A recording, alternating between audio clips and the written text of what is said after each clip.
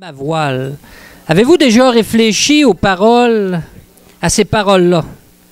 Sois mon encre. À quoi ça sert un encre? Attends un petit peu. Peut-être la question n'a peut-être pas été comprise. À quoi ça sert une encre? À arrêter. Puis à quoi ça sert une voile? À faire avancer. Donc, si on dit à Dieu, sois mon encre, sois ma voile, on lui demande, quand c'est le temps d'arrêter, peux-tu m'arrêter? Quand c'est le temps d'avancer, peux-tu m'avancer? Un peu comme le peuple d'Israël dans le désert. Alors ce matin, je vous invite à écouter les paroles de ces chants-là, parce que ces paroles-là s'adressent directement à nous. Alors sans plus tarder, je vais laisser la place aux musiciens, mais prenez le temps de réfléchir à ces paroles-là. Merci.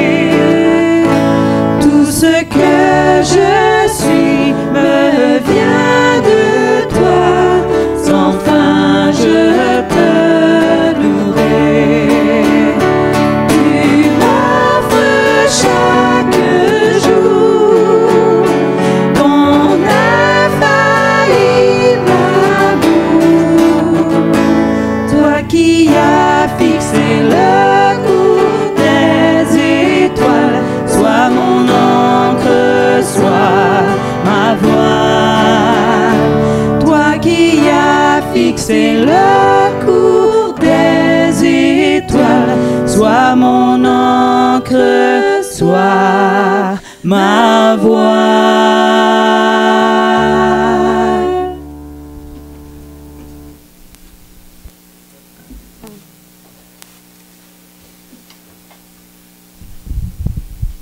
Merci beaucoup. Sois mon encre, sois ma voile. Moi, ça m'a tout le temps touché, ce chant-là. Parce qu'on a besoin de s'arrêter parfois dans notre vie. On a besoin de s'arrêter pour réfléchir. Puis d'autres fois, là, on a besoin d'être lancé. On a besoin d'être poussé. Et ce matin, j'aimerais vous présenter quelqu'un, là... Ah! Je l'aime particulièrement. OK? J'ai un petit parti pris. En 2008, c'est là que... La première fois, là, en 2008, là, on est allé dans un camp ensemble. Là. Puis là... On s'est dit bonjour. C'est tout. C'est tout.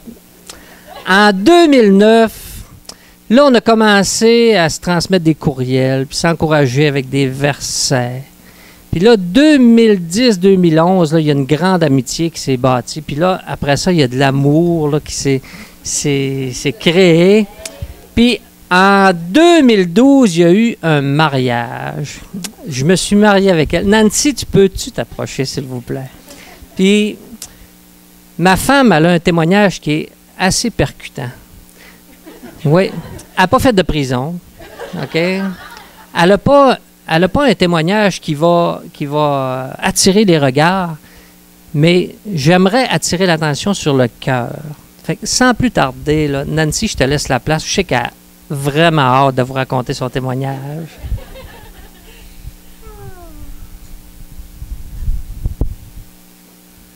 Bon, belle présentation. Donc, je m'appelle Nancy, j'ai 43 ans et je suis mariée avec Martin, hein, vous le savez déjà. On vit beaucoup de bonheur depuis presque un an, ça va faire un an. Puis, je viens ici devant vous pour vous parler d'où je viens, comment j'ai rencontré Jésus dans ma vie, puis qu'est-ce qui a changé, qu'est-ce qui a transformé dans ma vie. Je veux vous partager parce que, on me l'a demandé. C'est sûr que parler devant des gens comme plusieurs personnes, ça me ressemble pas, mais j'ai voulu accepter parce que dans la Bible, ça dit de toujours être prêt à expliquer les raisons de notre foi. Puis je me suis dit, Seigneur, je veux, si ça peut encourager des personnes. Alors, je vais vous raconter ma vie. Mais c'est sûr qu'il n'y aura pas tous les détails de ma vie, ça pourrait être très long. Donc, je suis née à Montréal, je viens de la région de Montréal. J'ai grandi en banlieue. Mes parents, ma mère est native de Montréal, mon père venait de la Gaspésie. Et puis, je suis l'aînée de 3 enfants. J'ai 2 frères plus jeunes que moi. Et j'ai eu une enfance vraiment heureuse. On était choyés, on était bien éduqués. Merci, maman. Oh non! Moi, là, je pleure facilement, OK? Je vous le dis, mais c'est pas grave, là. Je suis facilement émue, mais bon, on verra ce que ça va donner. Mais mes frères habitent toujours dans la grande région de Montréal, mais moi, je me suis envenue ici dans la région, ça va faire 20 ans bientôt. Aussi, j'ai plusieurs pages, là, je vais m'organiser. OK. C'est ça. Chez nous, moi et mes frères, on était une famille normale. On avait des petits conflits de temps en temps, mais en général, on s'aimait beaucoup. Je me rappelle qu'à l'école, là, avec mes frères, surtout le deuxième, celui qui me suit, là, lorsqu'on s'en allait à la récréation, on fallait toujours qu'on se voit, fallait qu'on se trouve, qu'on commence notre récréation ensemble, qu'on se dise, OK, tout va bien, c'est beau. On était comme ça, on était très proches, on était encore proches, on est une famille unie. Et puis, ma mère était à la maison avec nous. Mon père travaillait à TVA à Montréal. Il a travaillé là pendant 35 ans. Puis, donc, lui a travaillé là. Mais nous, on s'est beaucoup promenés autour de Montréal parce que mon papa aimait beaucoup déménager. Fait que, étant donné qu'il y avait un travail stable, on a souvent déménagé. Donc, entre l'âge de 0 et 23 ans, j'ai déménagé 10 fois. On déménageait en moyenne aux 2 ans. Puis, mon père aimait acheter les maisons, rénover, ensuite les revendre, puis il aimait ça aller explorer des nouvelles régions. C'est qu'on ne déménageait pas dans la même ville, on déménageait ailleurs, mais on tournait autour de Montréal parce que lui, il travaillait là. Puis, déménager, ça m'a amené à m'habituer, à m'adapter aux nouvelles situations. Puis j'aimais vraiment ça, déménager. J'aimais ça, préparer mes boîtes, arriver dans une nouvelle ville, avoir une nouvelle chambre, une nouvelle maison, un nouveau parc. Je me disais, je vais me rencontrer des nouvelles personnes. Puis j'aimais ça recommencer à zéro. C'était comme... Pour moi, là, c'était comme tout était nouveau, personne ne me connaissait, c'est que je pouvais un peu être une nouvelle personne. Puis, mais finalement, ça a duré quelques temps, mais j'étais toujours la même personne. Mais j'aimais vraiment ça. Puis, c'est sûr que ça m'amenait à perdre mes amis, mais ça, pour moi, c'était pas majeur, là. L'important, on était très soudés dans notre famille, puis pour moi, c'était ma famille qui était le plus important. Donc, ça, c'est un petit peu mon arrière-plan. Puis, ensuite, je voulais vous dire aussi qu'une autre chose, c'est que dans mon enfance, là, j'étais une petite fille, je pense, facile, là, hein, pour ma mère. Ma maman est là. Donc, j'étais... on s'aimait dans la famille, tout ça, mais ça m'arrivait quand même de désobéir à mes parents, puis je ressentais déjà de la culpabilité. Puis je ne savais pas quoi faire avec ça. On dirait que ça me rongeait, puis j'avais tellement peur que quelqu'un s'en aperçoive. C'était la honte totale. Puis c'est ça, j'étais vraiment mal avec ça. Puis quand admettons, ma mère s'en rendait compte, mais là, j'avais tout le temps tendance à dire « Oui, mais c'est lui! » C'était tout le temps mon frère, là. C'était tout le temps mon frère qui avait commencé. Puis, tu sais, pour moi, ça se pouvait pas, là. Je pouvais pas décevoir. Je voulais plaire, je voulais faire plaisir. Puis, de savoir que j'avais fait quelque chose qui pouvait décevoir quelqu'un, là, ça me rongeait. Déjà, quand j'étais petite, j'avais 5 ans, j'ai des souvenirs de ça. Au niveau de la foi dans notre famille, mes parents sont d'origine catholique. Ils n'étaient pas pratiquants, vraiment. Fait que moi, dans mon enfance, on n'allait pas à l'église. Sauf que je suis allée à quelques reprises avec ma grand-mère là, dans la région de Rimouski, parce qu'elle elle y allait, je pense, à tous les jours. Donc, ça m'est arrivé d'aller à l'église avec elle, mais je n'avais pas vraiment de connaissance de la religion, là. Puis, à l'école aussi, j'avais eu des cours... Tu sais, à l'école, on apprend la catéchèse, c'est ça. Puis, je me rappelle que j'ai fait ma première communion, puis il y avait un prêtre qui était venu nous parler à l'école. Ça doit être en 2e année, ça, première, 2e, là, je ne sais plus. Hein, 3e? Ah oui? OK. Mais peut-être pas dans mon temps. En tout cas, peu importe. Puis je me rappelle qu'il nous avait montré un hostie, puis il nous avait dit « Jésus est dedans, ça fait qu'il ne faut pas le croquer. » C'était vraiment important. Puis moi, je trouvais ça mystique. Je trouvais ça un peu mystérieux. Puis ma mère, elle m'avait un peu transmis une espèce de scepticisme par rapport à la religion catholique parce que elle n'était pas convaincue que c'était la vérité. Ce qui fait que mes parents, ma mère en particulier, cherchait Dieu, puis elle avait beaucoup d'intérêt pour la Bible, même si elle avait mis de côté la religion. Puis, à un moment donné, ils se sont mis, mes parents, à étudier avec les témoins de Jéhovah. Donc, les témoins de Jéhovah, avec eux, on avait eu une Bible pour la maison, puis ils faisaient des études bibliques. Puis, moi, là, ça a piqué ma curiosité. Puis, j'aimais vraiment ça. Ma mère, elle avait acheté des livres pour enfants illustrés avec des histoires bibliques. Puis, je me rappelle que je lisais ça vers 7 ans à peu près. Puis, pendant mon enfance, là, j'ai lu, je me rappelle.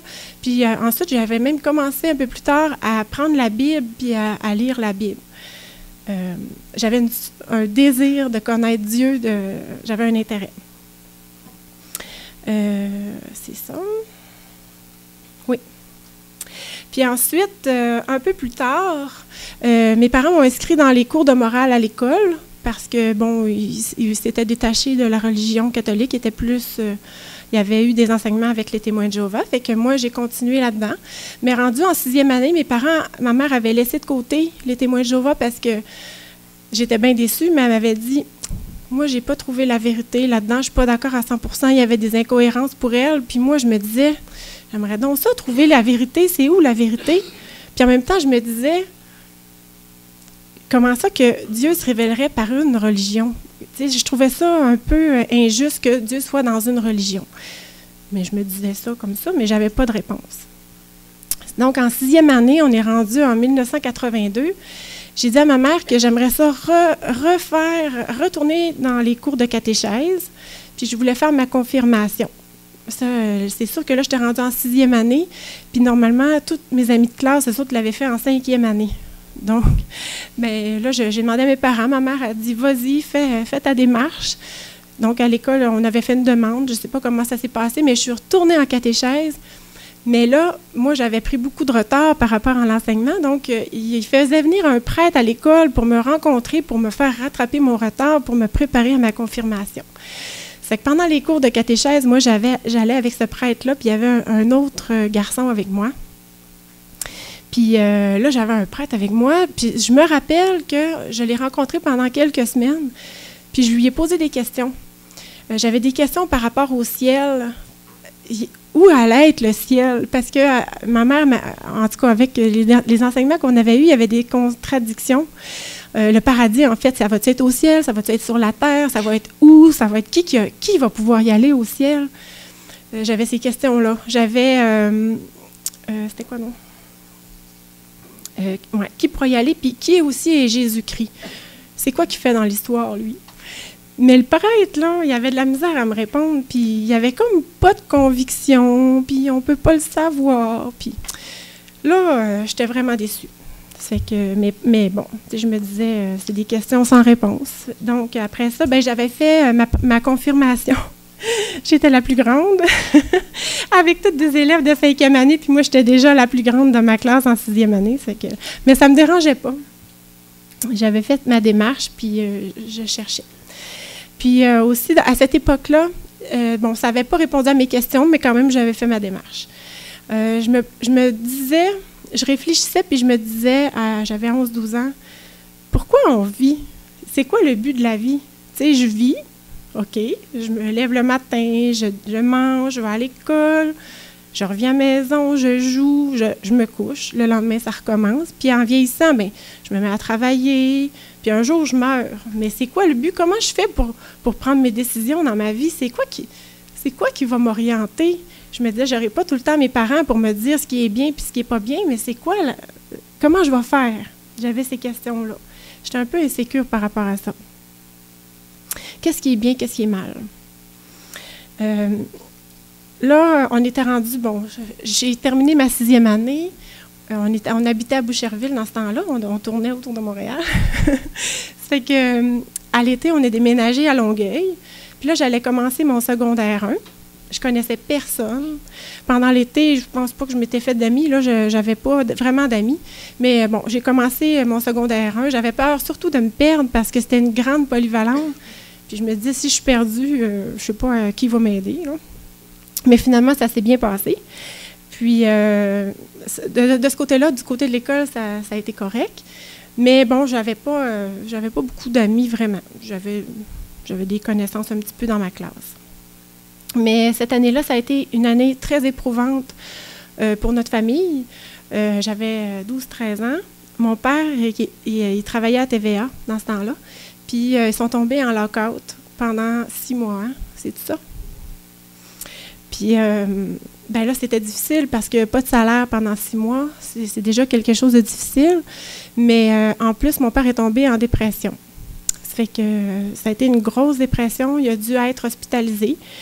Puis, c'était la première fois que je voyais mon père comme ça. Puis, ça m'a vraiment, vraiment insécurisée parce que pour moi, mon père, c'est un pilier dans notre famille. Puis là, ben, il n'était plus capable de réfléchir comme il faut, il n'était plus capable de communiquer, il n'était plus capable de vivre normalement. Ça fait qu'il a été hospitalisé, ma mère s'est occupée de qu'il ait les soins. Puis elle s'est occupée aussi de nous. Il y avait quand même 3 enfants, tout ça. Puis je me rappelle que quand la journée que mon père est rentré à l'hôpital, là, j'ai pris mes frères avec moi dans une chambre. Puis là, j'ai prié Dieu. Je me suis adressée à Dieu, mais je me suis rendu compte que je lisais, m'étais informée sur Dieu, mais je n'y avais jamais parlé. Puis là, j'avais un étrange sentiment. Je me disais, à qui je parle? C'est qui Dieu? Tu sais, je ne le connaissais pas. Je savais, je pensais qu'il existait, mais je ne savais pas c'était qui. C'est-tu une personne? C'est-tu une puissance? Je ne savais pas. Ça me faisait un étrange sentiment, mais j'avais besoin d'aller au-dessus. Je me sentais tellement impuissante dans cette situation-là. Puis à 13 ans, bien, on commence à être conscient aussi de ce qui se passe un peu autour de nous, là. C'est sûr que je n'ai pas été consciente de tout, mais donc, bien, ça en est resté là, mais c'était comme ma première expérience où j'ai prié.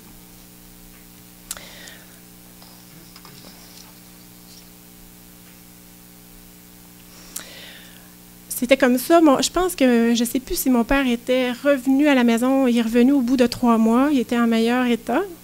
Mais en tout cas, dans cette époque-là, j'ai une amie. Bien, c'était pas une amie, mais je dînais à l'école dans une classe avec des copines de classe. Puis, il y a une amie qui était chrétienne. Je ne savais pas.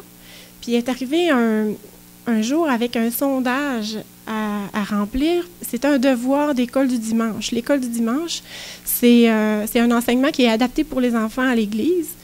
Puis, c'est ça. Il fallait qu'elle demande à des gens autour d'elle, qui est Jésus-Christ pour toi? Puis moi, je me disais, ouais, c'est qui Jésus-Christ? Moi, j'avais entendu, c'est le Fils de Dieu. J'ai donné ma réponse. J'aimais toujours avoir les bonnes réponses, mais tu sais, j'aurais vraiment voulu savoir vraiment c'est qui Jésus-Christ. Pourquoi il est mort sur la croix? Justement, je me posais cette question-là. Mais là, j'avais appris la réponse pour enlever les péchés du monde. Mais je ne comprenais pas le rapport. Comment le fait que Jésus meure sur la croix enlevait les péchés du monde, je ne comprenais pas ça. Puis aussi, où iras-tu après la mort? Là, je ne savais pas. J'étais mêlée. Je vais-tu rester sur la terre? Je vais-tu m'en aller au ciel? Je vais-tu être à nulle part? Je ne savais pas.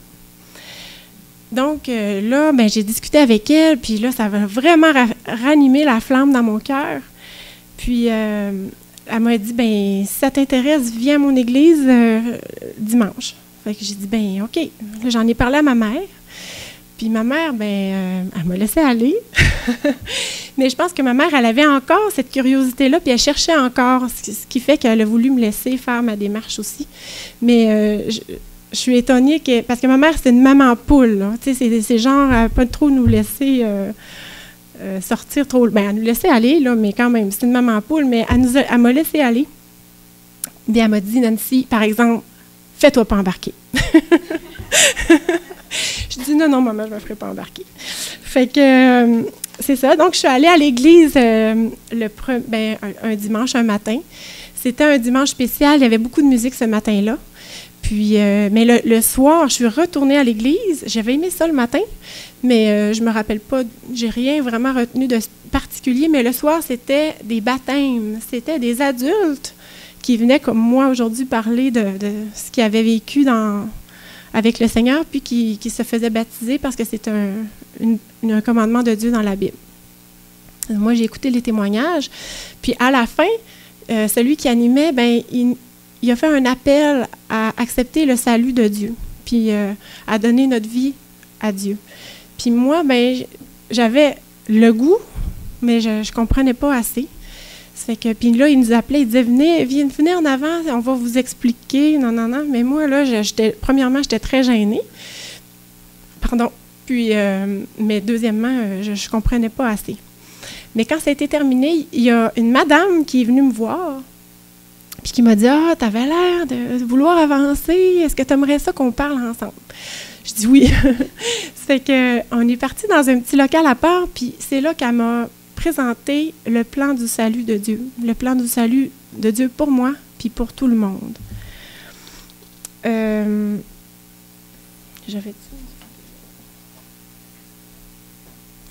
m'a expliqué que Dieu m'aimait, moi, puis qu'il aimait chaque personne, et qu'il voulait entrer en relation avec moi.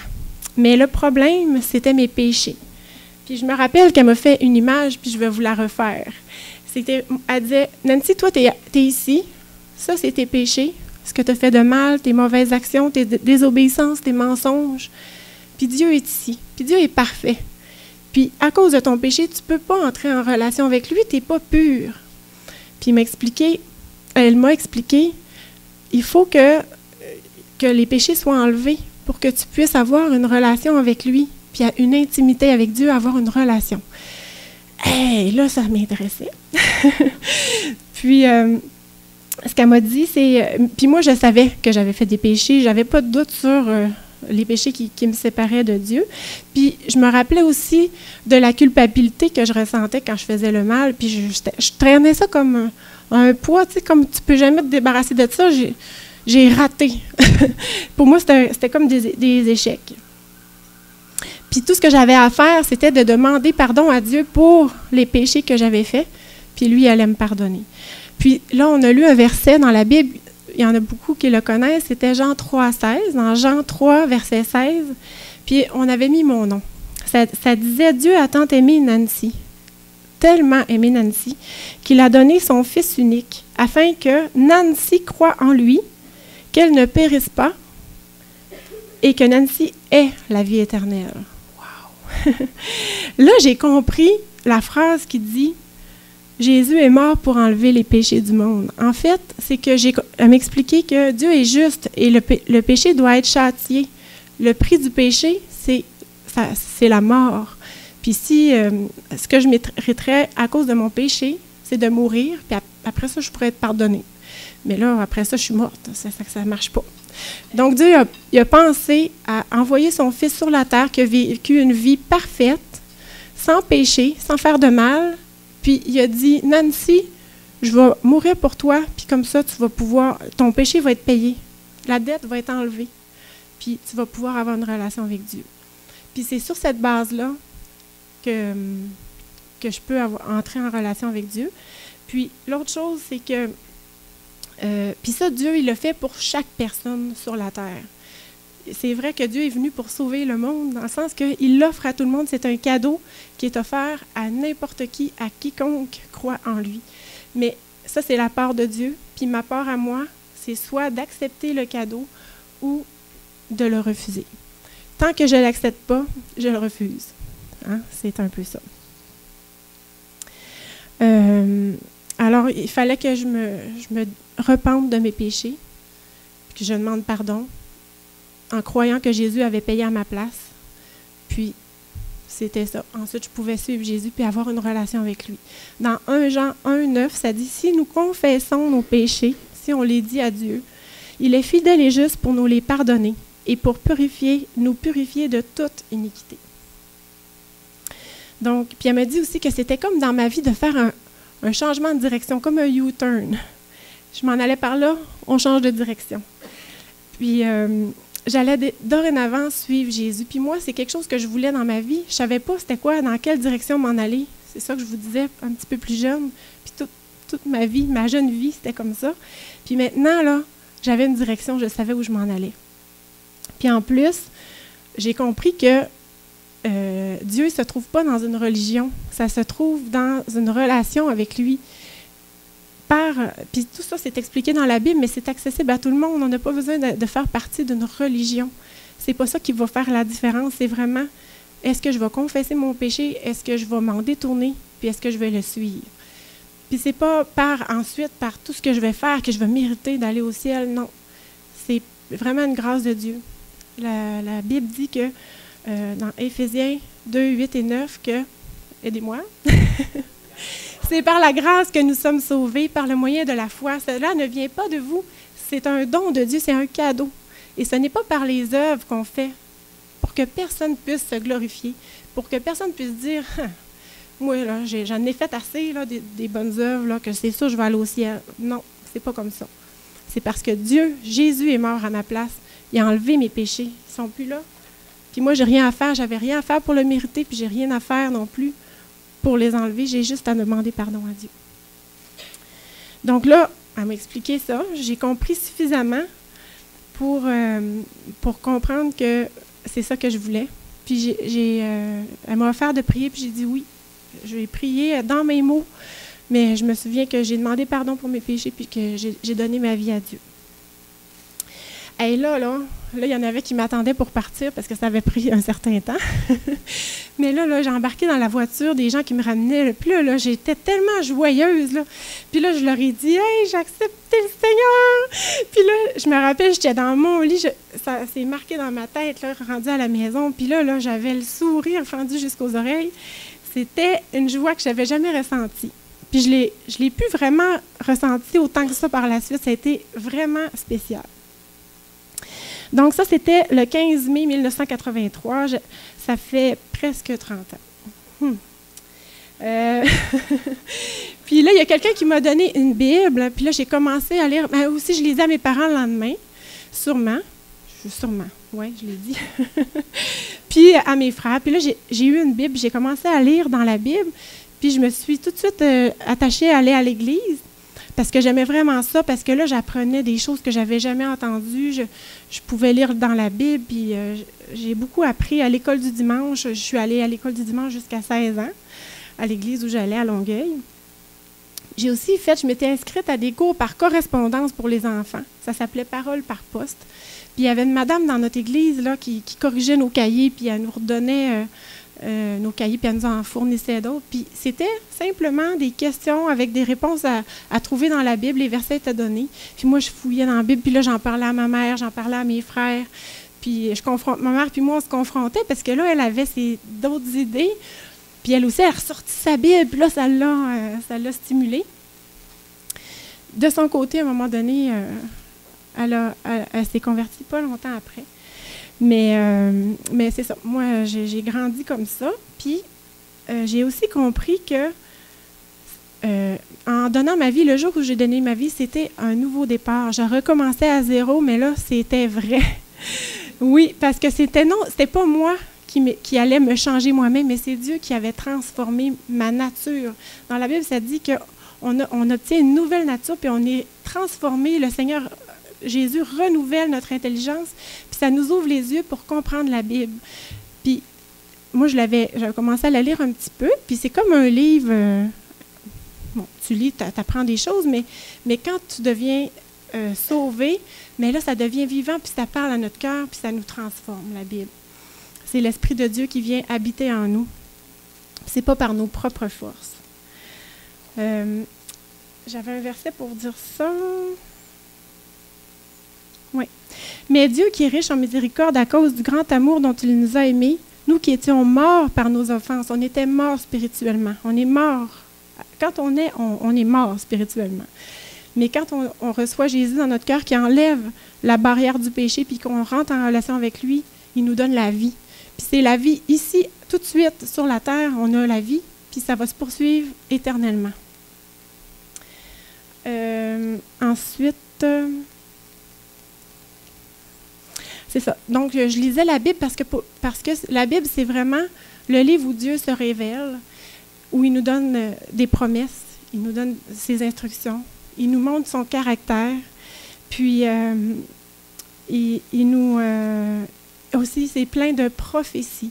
Des prophéties sur des choses qui sont déjà arrivées parce que la Bible a été écrite sur une période d'à peu près 1500 ans. Puis, il y a eu des prophéties qui ont été écrites qui se sont accomplies. À propos particulièrement de Jésus-Christ, la venue de Jésus, il y avait au-dessus de 300 prophéties dans la Bible, dans l'Ancien Testament, qui annonçaient comment Jésus allait venir au monde, de quelle famille il allait être issu, dans quelle ville il allait naître. Il y avait des détails sur sa vie, sur sa mort. Puis tout ça, ça s'est accompli. Imaginez-vous 300 prophéties qui se sont toutes accomplies dans la personne de Jésus. Ça ne peut pas être dû au hasard, c'est impossible. C'est sûr que c'est la vérité. Pour moi, c'est une preuve que la Bible est vraie.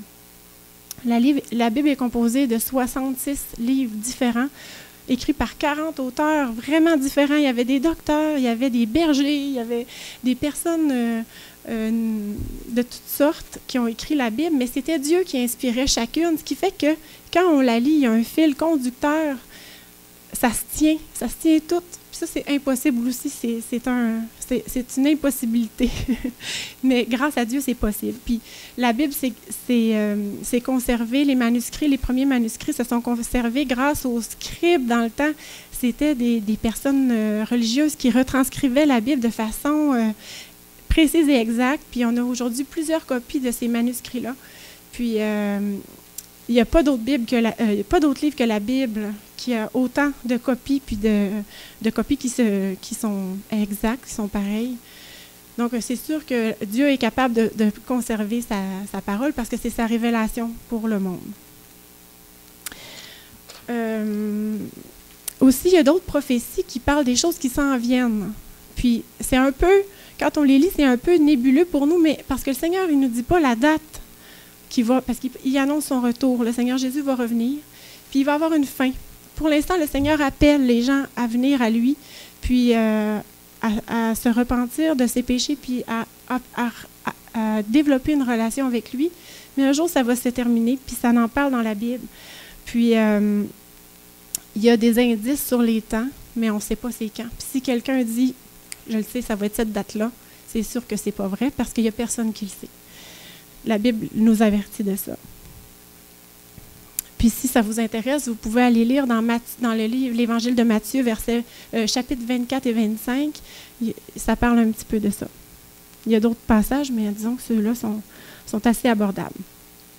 Aussi, la Bible dit que Dieu est le créateur de toutes choses sur la terre, dans l'univers. Puis c'est important, c'est pas une banalité. Le Seigneur, c'est lui, par sa parole, qui nous a créés. C'est un Dieu d'ordre, un Dieu qui a tellement d'imagination pour nous créer, puis il nous connaît tous personnellement. Puis, dans la Bible, ça dit que toute écriture est inspirée de Dieu et utile pour enseigner, pour convaincre, pour corriger, pour instruire dans la justice. Donc, moi, c'est sûr que la Bible, c'est vraiment la base. Puis, peu importe ce que j'entends à l'Église, de la part d'autres chrétiens, ma référence, c'est la Bible. C'est pas mon pasteur, excusez. Je l'aime beaucoup, là. Puis, à travers ma lecture de la Bible, puis de la vie chrétienne, écoutez, ça fait 30 ans. Puis le Seigneur m'a transformée tranquillement. Il m'a bâtie aussi parce que j'étais jeune quand j'ai connu Jésus. Mais il m'a donné des convictions concernant le bien et le mal. Puis il m'a montré des péchés que j'avais dans ma vie, puis il m'a aidé à m'en détourner tranquillement. Puis la Bible dit que celui qui cache ses transgressions, qui ne veut pas les avouer, il ne prospère pas. Mais celui qui les avoue et les délaisse trouvera miséricorde. Puis moi, ça répondait à ma culpabilité puis à mon désir de ne pas avouer mes péchés ou ce que j'avais fait de mal. Je n'aimais pas ça. Mais ça, c'est quelque chose que Dieu m'a montré à confesser puis à le dire, à pas essayer de cacher.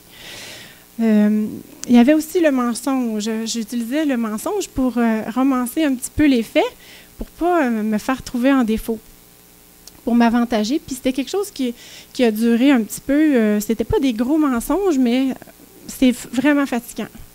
Fait que c'est ça. Un jour, Dieu m'a convaincue. J'essayais de cacher mes mauvais choix ou mes niaiseries. Donc, je me rappelle un été, j'étais dans un camp, puis j'avais pris plus de temps que d'habitude. Là, tous les jours, je prenais beaucoup de temps pour lire dans la Bible. Puis là, c'était tout le temps des versets sur la vérité, parce que Dieu est vérité. Puis il veut qu'on marche dans la vérité, puis qu'on soit vrai. On n'a pas à avoir une façade ou à essayer d'être quelqu'un d'autre. Puis c'était toujours de dire la vérité, de parler en vérité, d'être vrai. Puis là, ça m'a vraiment parlé à mon cœur. Puis pendant cet été-là, j'ai vraiment confessé ce péché-là. J'ai demandé à Dieu de me pardonner. Puis à partir de ce moment-là, j'ai été capable de mentir, là, puis me sentir... je n'étais pas capable de tolérer ça dans ma vie. Donc, ça a été vraiment une délivrance parce que quand on ment, on est pogné avec nos mensonges après, puis il faut tricoter parce que là, des fois, ça ne fit plus. C'était stressant, c'était culpabilisant, puis ça m'enlevait ma paix, ma joie. Puis une fois que ça s'est réglé, là, ça m'a vraiment délivrée. Aussi... je me rappelle que quand j'étais à l'école secondaire 1, j'étais avec mes amis, puis souvent, ils me racontaient leurs difficultés, puis moi, ça ne me touchait pas en tout. J'étais niette, là. Je voyais mes amis qui étaient là, « Oh, pauvre toi, pas chanceuse! » Puis moi, on dirait que ça ne m'atteignait pas. Puis avec le temps, je me suis rendu compte que j'ai développé beaucoup de compassion pour les gens. Là, je vais pleurer. Puis de l'amour aussi, qui ne vient pas de moi. Aussi, j'ai appris le pardon. Premièrement, il y a 3 aspects là-dedans pour moi. Là. J'ai appris à pardonner les autres, à accepter que les autres puissent faire des erreurs. Puis, je n'ai pas à leur en tenir rigueur toute leur vie. C'est que j'avais tendance à être un peu rancunière puis à garder une crotte sur le cœur par rapport à des gens qui avaient... excusez pour le mot crotte. Je viens de leur dire. Oui, c'est ça. Donc, j'ai appris à pardonner aux autres puis à être gracieuse comme Jésus a été gracieux envers moi. J'ai aussi appris à accepter que Dieu me pardonne. J'ai eu de la misère avec ça parce que j'en ai fait une fois chrétienne, là, je n'étais pas parfaite. Non, j'ai fait des niaiseries, j'ai fait des péchés, j'ai fait des erreurs, je me suis éloignée parfois sans que ça paraisse, mais j'en ai fait. Donc, puis j'avais de la misère à accepter que je n'étais pas parfaite. Puis tranquillement, un moment donné, j'ai fait une assez grosse niaiserie que là, j'ai compris que j'étais capable. J'étais pas capable d'être parfaite. Puis ensuite, l'autre chose, c'était le pire, c'était de demander pardon pour quelque chose que moi j'avais fait à quelqu'un. À Dieu, c'était correct, c'était entre nous, je savais que Dieu me connaissait, mais aller voir quelqu'un pour lui dire, écoute, je t'ai blessé, je te demande pardon, j'aurais pas dû faire ça. Chez nous, là, on faisait pas ça, on passait à l'éponge. Puis on a appris ça dans notre famille aussi, parce que mes parents, ma mère puis mes frères ont commencé à venir à l'église, puis bon, on a appris ça, mais c'est quelque chose qui n'était pas là avant. Là, je parle-tu trop longtemps? C'est correct. Puis j'ai appris que en demandant pardon, mais je pouvais régler les situations, puis après ça, c'était fini. Je traînais plus ce poids-là. Puis ça m'a vraiment libérée dans ma vie. Ça m'a fait beaucoup de bien. Puis ça m'a permis aussi de me sentir plus à l'aise pour parler de moi, parce que ça, c'est quelque chose que j'aimais pas. J'aimais pas ça, parler de moi. J'étais la grande oreille qui écoutait tout le temps mes amis, puis c'est ça. Je me tenais toujours avec des amis qui parlaient beaucoup. Puis eux autres, ils me demandaient pas ce que je pensais. Fait que moi, ça me convenait. Mais avec le temps, ben ça aussi, le Seigneur me transformait.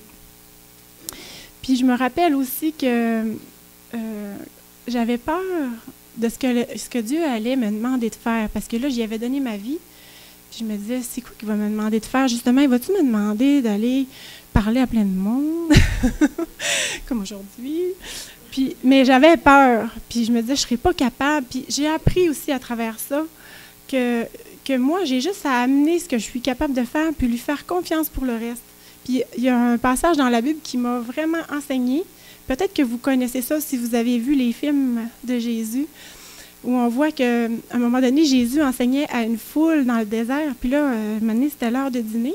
Puis tout le monde avait faim, mais il n'y avait pas à manger.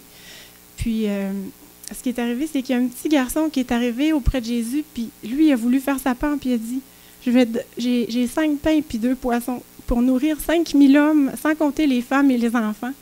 Puis là, le Seigneur, il a pris ça. C'est sûr qu'il y en a qui ont dû rire autour, mais le Seigneur, là, il a vu le cœur de cet enfant-là.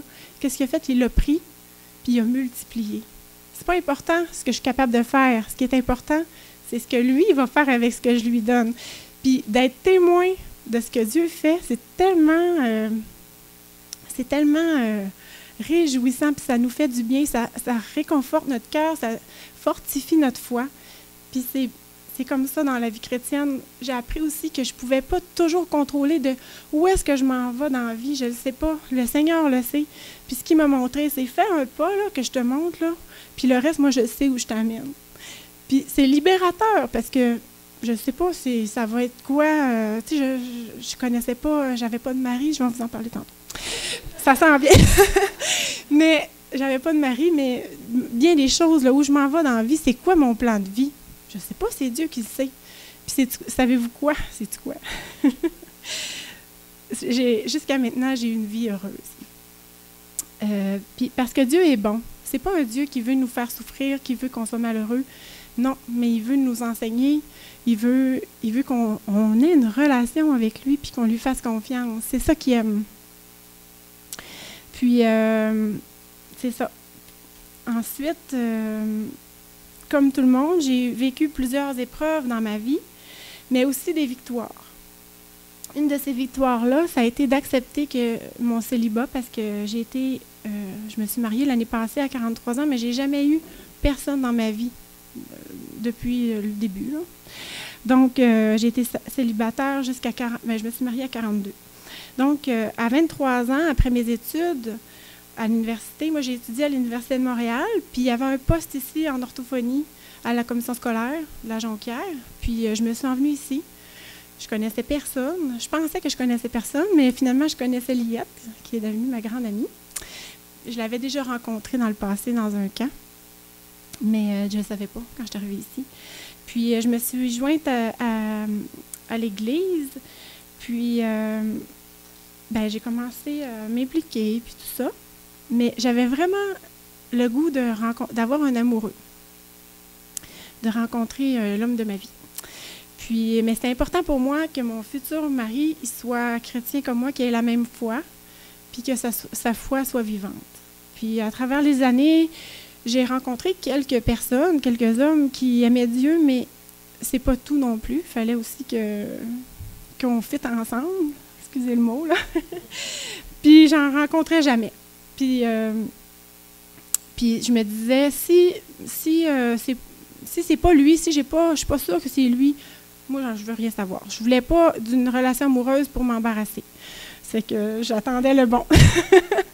J'ai attendu longtemps. Mais ça valait vraiment la peine. Mais je me rappelle aussi que à 23, 24, 25 ans, je trouvais ça vraiment dur. Mes amis autour de moi, ils étaient en couple, ils faisaient des soirées de couple, puis des soupers de couple, puis moi, je me trouvais toute seule, puis je me sentais toute seule, puis je me disais, moi, je suis pas intéressante, je suis trop grande, c'est sûr, je suis trop grande, j'ai trop d'études, c'est sûr, ça fait peur. Je me disais, je me dévalorisais beaucoup, je me disais, on dirait que j'ai rien à dire. Tu sais, j'étais quelqu'un qui écoutait beaucoup, fait que je me disais, c'est sûr, je suis pas intéressante pour quelqu'un. Je me trouvais pas assez intelligente, pas assez drôle. J'étais plutôt introvertie. Puis aussi, il n'y avait pas vraiment d'hommes de toute façon qui m'intéressaient autour, puis j'avais peur de me tromper. Mais un jour, je n'étais plus capable, là, j'ai pleuré toutes les larmes de mon corps, je pense. Je pleurais, je pense que c'était l'heure du dîner. Je travaillais, puis à l'heure du dîner, je suis sortie. Puis là, je pleurais, j'étais triste. Puis là, je suis partie en voiture. Ça m'arrivait de temps en temps. Je prenais ma voiture, puis j'allais me perdre à quelque part. Fait que je suis pas allée bien loin. Je me suis ramassée sur le mont Jacob à Jonquière, pour ceux qui connaissent, là.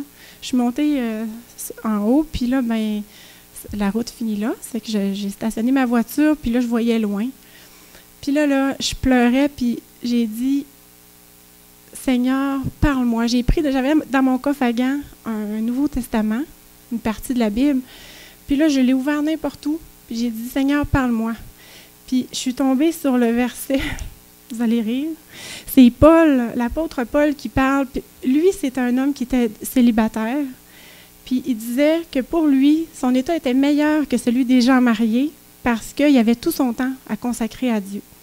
Ça dit exactement, « Je voudrais que tous les hommes fussent comme moi, mais chacun tient de Dieu un don particulier, l'un d'une manière, l'autre de l'autre. À ceux qui ne sont pas mariés et aux veuves, je leur dis qu'il leur est bon de rester comme moi.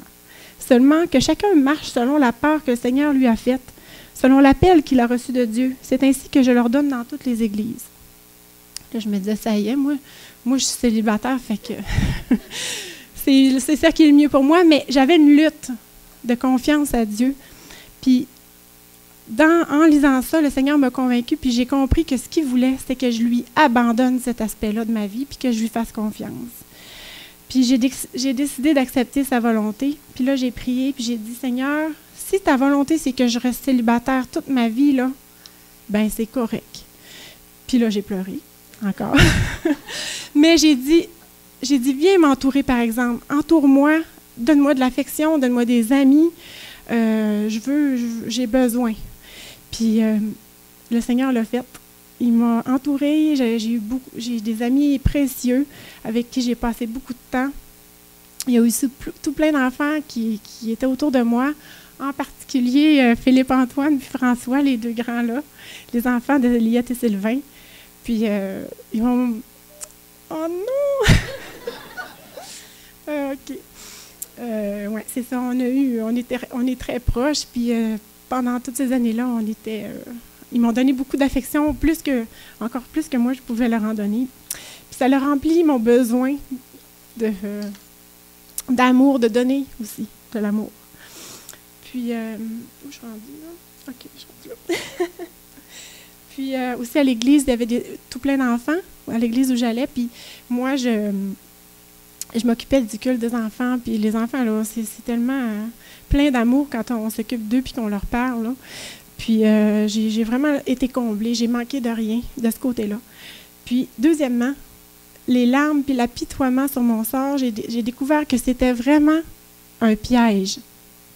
C'était un piège pour moi parce que pendant le temps que moi, je pleurais puis je disais « je suis pas intéressante, non. » Mais dans ce temps-là, j'étais rendue inactive pour le Seigneur. J'étais rendue quasiment en dépression, puis ma vie n'était pas victorieuse. Mais là, Dieu venait de me donner la victoire.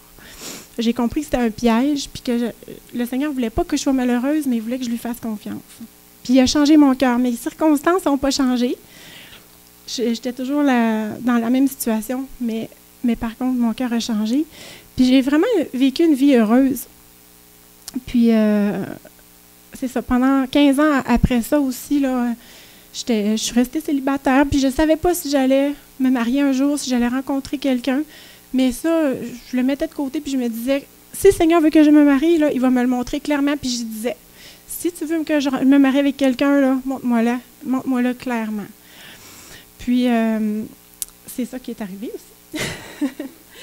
Donc, un jour, j'ai rencontré Martin. C'était...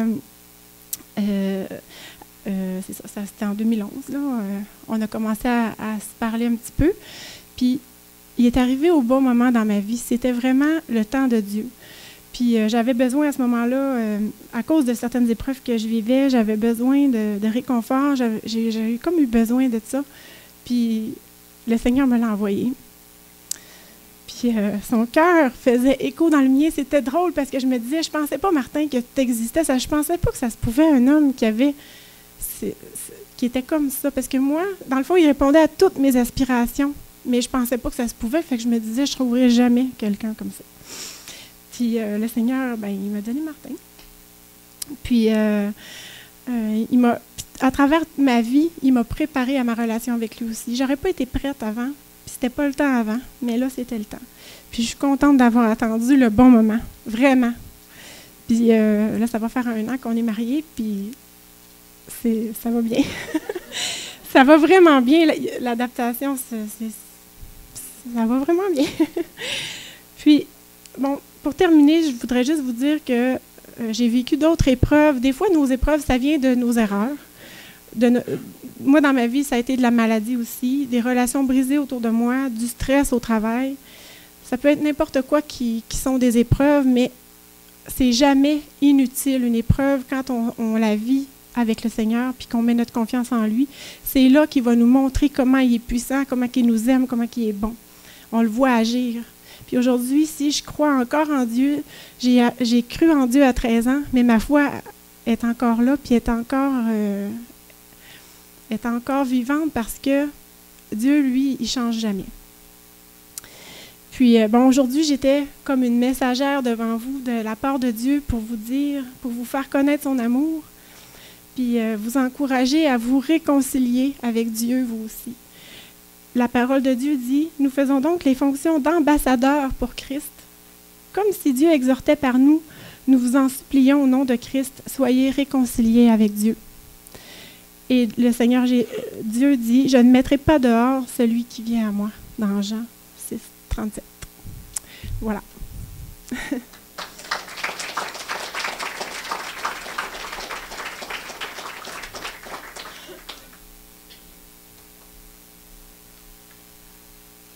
Merci beaucoup, Nancy.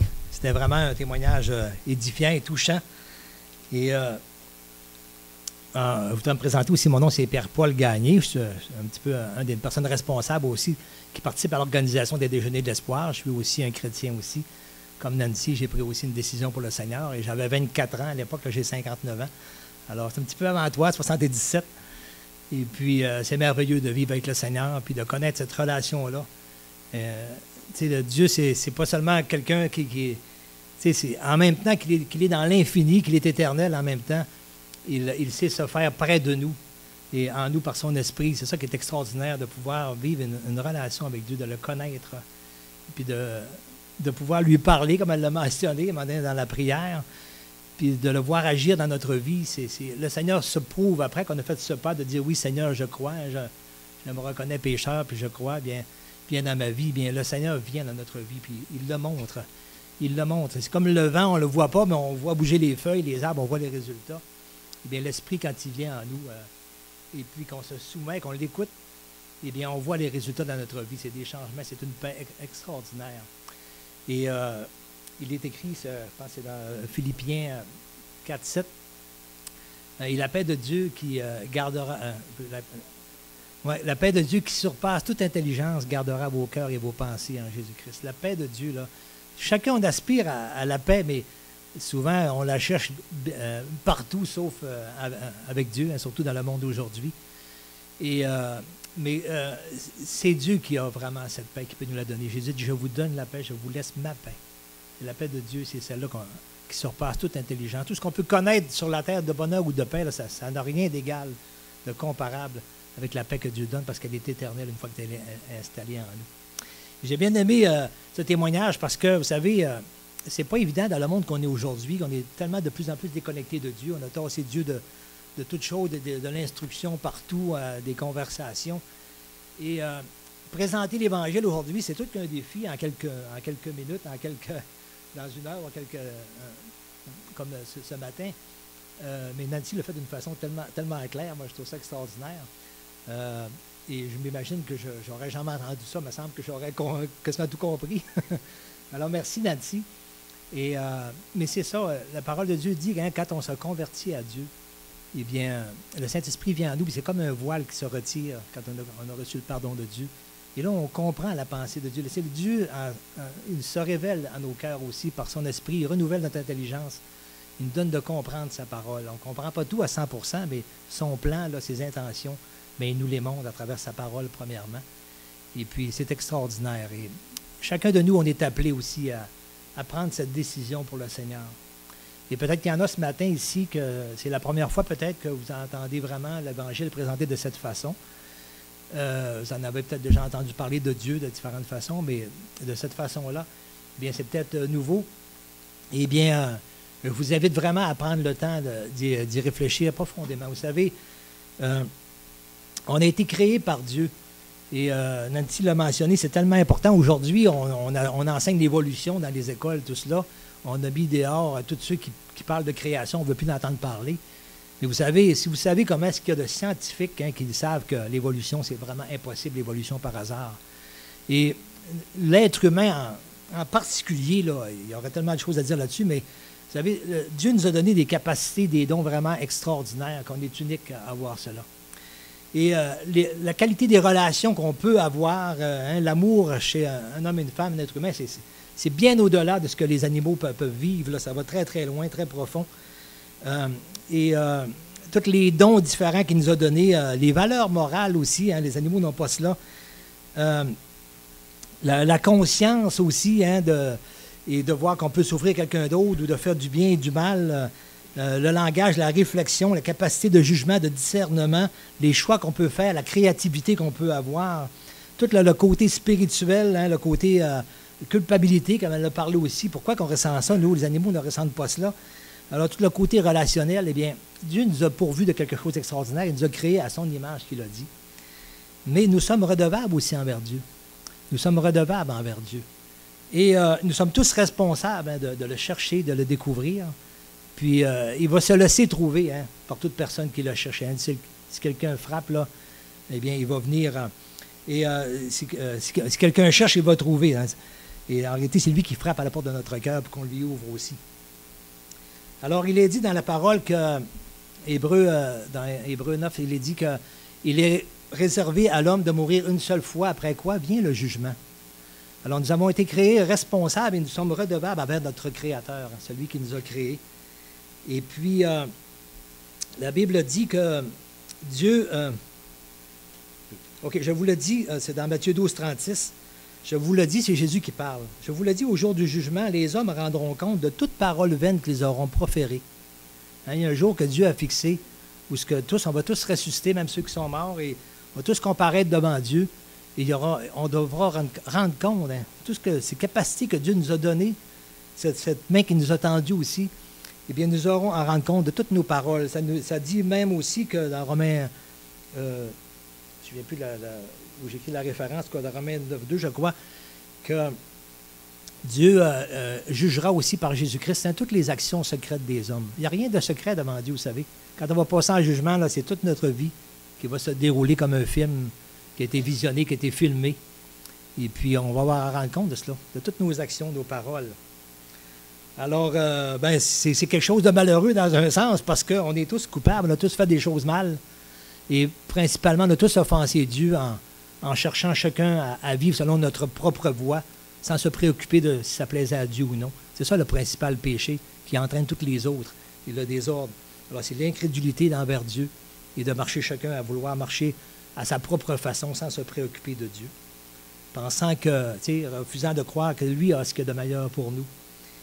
Mais heureusement, il y a une bonne nouvelle, c'est que Dieu ne nous a pas abandonnés dans cet état-là, où on est séparés de Dieu par nos péchés. Et la Bible dit qu'on est tous pécheurs et tous séparés de Dieu. Mais heureusement, le Seigneur a une bonne nouvelle, c'est qu'il a envoyé Jésus justement. C'est pour ça qu'il est venu mourir sur la croix. Elle l'a cité dans Jean 3,16. Dieu a tellement aimé le monde, elle a dit Nancy, mais on peut mettre chacun notre nom à nous. Vous pouvez mettre votre nom ce matin. Dieu a tellement aimé, Pierre-Paul pour moi-même, qu'il a donné son Fils unique, afin que quiconque croit en lui ne périsse pas, mais qu'il ait la vie éternelle. Jésus est venu mourir sur la croix pour payer le prix de mes péchés, chacun de vos péchés ici. Il est venu payer ce prix-là. Ce qu'on méritait, il a payé à notre place. Il a payé la rançon que méritait notre faute. Et tout ce qu'il nous demande, c'est de se reconnaître pécheur, de passer par la repentance et la foi en Jésus.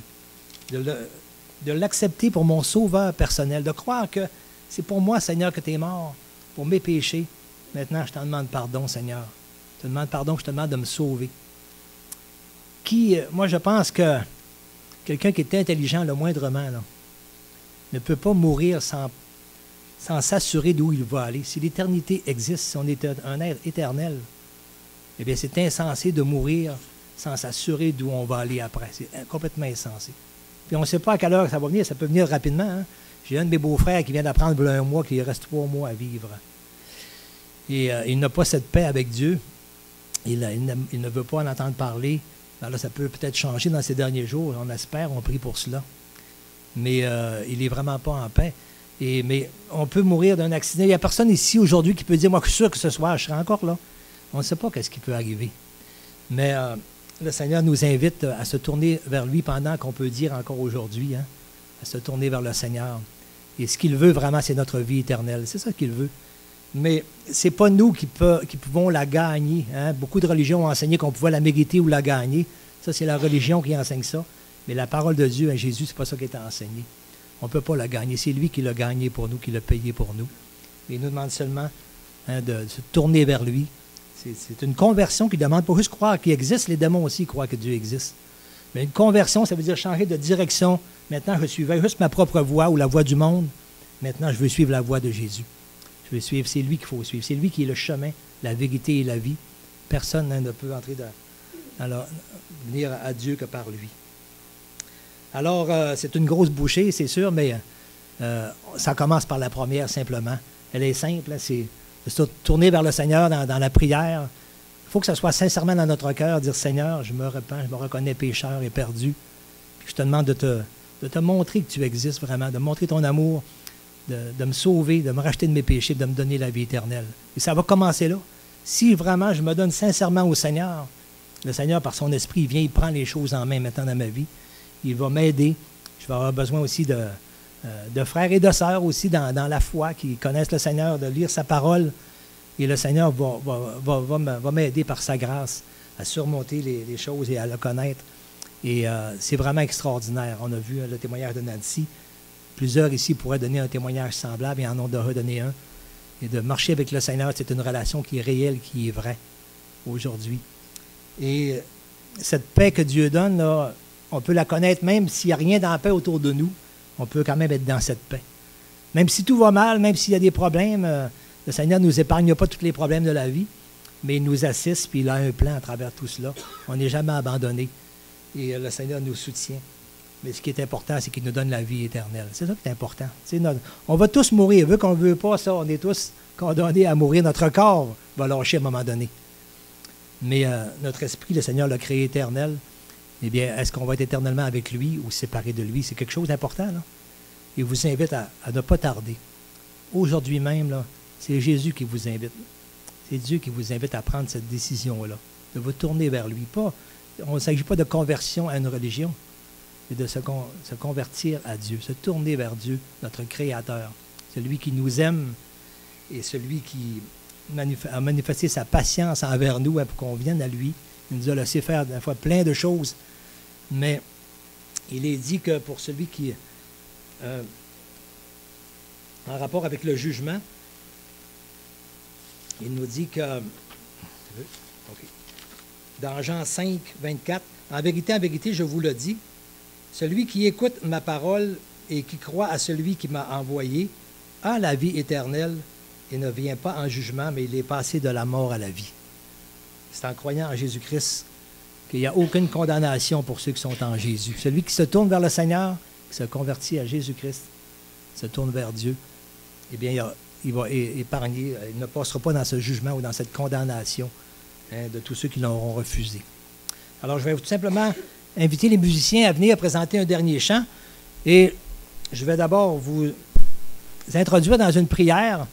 C'est tout simplement un modèle de prière par lequel on s'abandonne au Seigneur et je voudrais vous inviter, ceux qui sont ici pour la première fois ou qui n'ont pas, sont peut-être déjà venus mais n'ont pas pris vraiment une décision, cette décision de se tourner vers le Seigneur, eh bien, je vous invite à le faire durant cette prière-là. Puis, ce n'est pas cette prière-là qui sauve, mais c'est cette décision sincère que je prends dans mon cœur de me tourner vers le Seigneur et c'est le Seigneur qui me sauve. C'est lui qui me donne la vie éternelle. En réponse à tout simplement que je l'accepte, qu'il est mort à ma place pour mes péchés. Alors, je vous invite à courber la tête et à prendre ces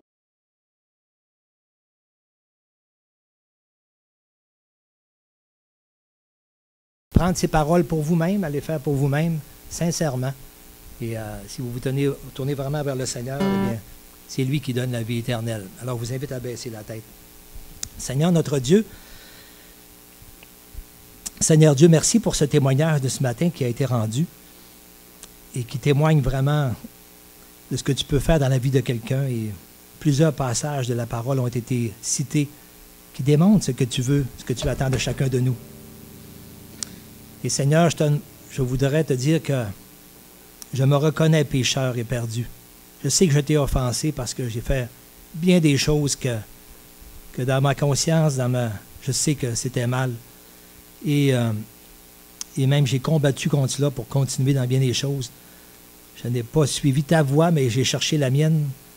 Je t'en demande pardon, Seigneur. Et je voudrais, Seigneur, que tu me sauves. Je te remercie de ce qui a été annoncé, de ce que tu as fait, que tu es mort sur la croix pour mes péchés. Je te demande de me pardonner, de me donner la vie éternelle, de venir par ton esprit prendre ma vie en main, puis de me diriger dans tes voies, que je puisse t'honorer aussi maintenant de ce que tu as fait pour moi. Merci, Seigneur, pour ton salut éternel. Amen. Alors, je vous demande de baisser les têtes, puis s'il y a quelqu'un ce matin qui a fait cette prière sincèrement pour la première fois, je vous invite seulement à le témoigner d'un geste de la main, de lever la main, juste en signe, sans parler pendant que les têtes sont baissées. C'est entre vous et le Seigneur de démontrer par un geste que oui, vous vous tournez vers le Seigneur de tout votre cœur. Je vous invite à lever la main, à lever la main droite en signe que vous avez pris cette décision pour vous tourner vers le Seigneur.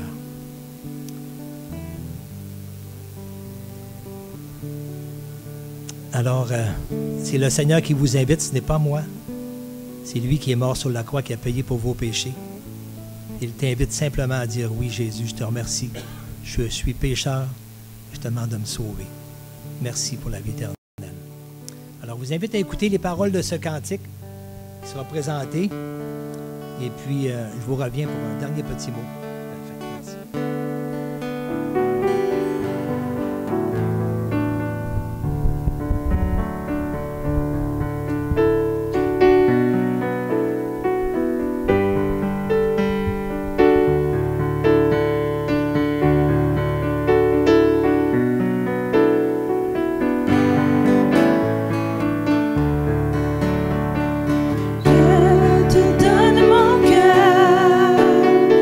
Il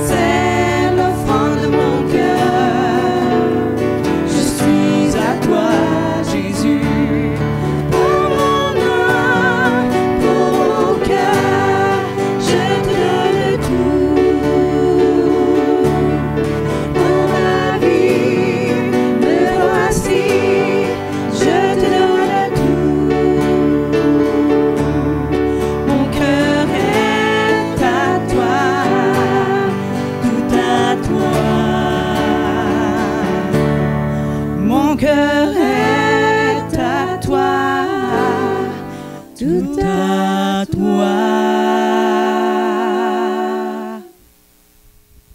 Un super de beau chant qui est aussi une prière. Hein, quand ça dit « Je te donne mon âme, prends mon cœur, je te donne tout, prends ma vie, me voici, je te donne tout ». Si vous avez pris cette décision-là ce matin, eh bien, partagez-la à ceux et celles qui vous ont invités. Et peut-être que vous dites, ben moi, ce matin, c'était trop, je n'ai pas tout compris, ça faisait beaucoup. Mais parlez-en quand même à ceux qui vous ont invités. Et puis, ils vont vous aider, vous donner peut-être, vous encourager à lire la Bible, c'est tellement important. Moi, la première fois que je suis assisté à une réunion, eh bien, ma soeur m'avait donné une Bible en cadeau. Elle dit, Pierre-Paul, elle dit, il faut que tu lises ça. Parce qu'elle dit, ça, c'est la vérité, c'est la parole de Dieu. Alors, tu sais, c'est important, c'est qui de mieux peut connaître ce qui t'attend pour l'éternité que Dieu qui nous a créés. C'est lui, il faut que tu écoutes. Ce n'est pas les hommes, mais c'est lui. C'est cette parole-là qui va te montrer si ce qu'on dit est exact. Et à partir de ce moment-là, bien, rendu à la maison, j'ai commencé à lire la Bible. Là, et là, j'ai fait vraiment une prière sincère. C'est là que je me suis vraiment donné au Seigneur. Parce que là, j'ai saisi que, tout de suite, en lisant cette parole-là, le Seigneur m'a touché, m'a montré qu'il était présent, qu'il était prêt. C'est quelque chose qui est inexplicable. Et le Saint-Esprit, vraiment, nous touche notre cœur. Et on sait que c'est sa présence, on sait que c'est lui. Et j'ai dit, Seigneur, bien, je te demande de me diriger à faire maintenant tout ce que te demande ta parole, puis je te promets que je vais le faire, même si je ne trouverais pas d'église sur la terre qui le ferait. Et c'est ça, j'ai pris une décision avec le Seigneur. Et à partir de ce moment-là, vraiment, toute ma vie a changé. Et j'ai connu le Seigneur à travers tout ce que je vis, mon travail, mon couple, ma famille, mes enfants. Le Seigneur s'est manifesté de façon extraordinaire. Alors, je vous invite justement à en parler avec ceux qui vous ont invités. Et puis, je vous souhaite vraiment une bonne journée, un bon samedi, belle fin de semaine, puis que Dieu vous bénisse chacun de vous. Et merci pour tous ceux qui se sont déplacés, ceux qui ont participé aussi, ceux qui ont chanté, ont présidé tout cela. Tout était très, très bien. Merci pour ceux qui ont préparé la nourriture aussi. Bonne journée. Merci.